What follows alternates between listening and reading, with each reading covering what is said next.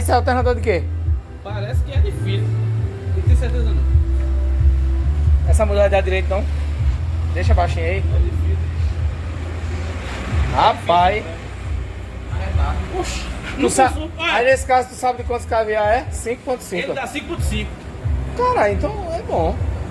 Mas o caviar dele não importa nada não, nada. É. Só o alternador que é entendi. 70. É uma operagem lá, né? Será que pode ser o motor do avião, que vale só isso aqui? Mesmo ele sendo Um de 8 de mil. menor rotação, o cara só altera lá a polia, o tamanho da Aí polia.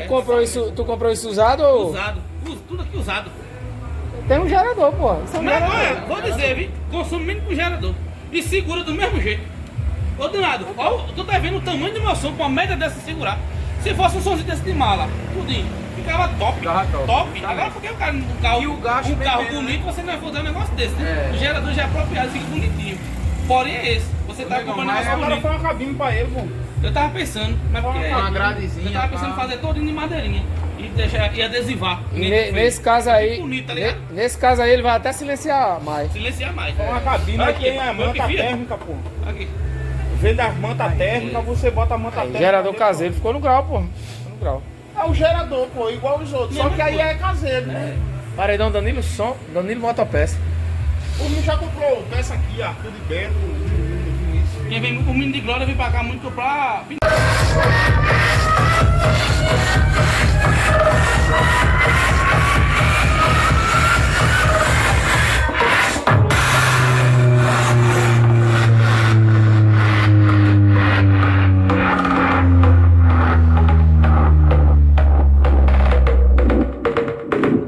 Tá sem grave.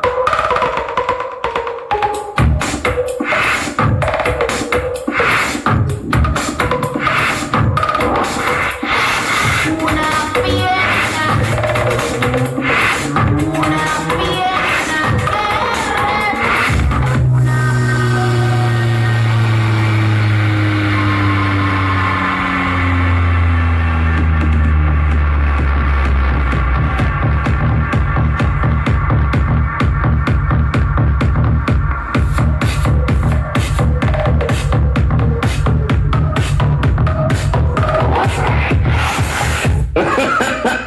Ha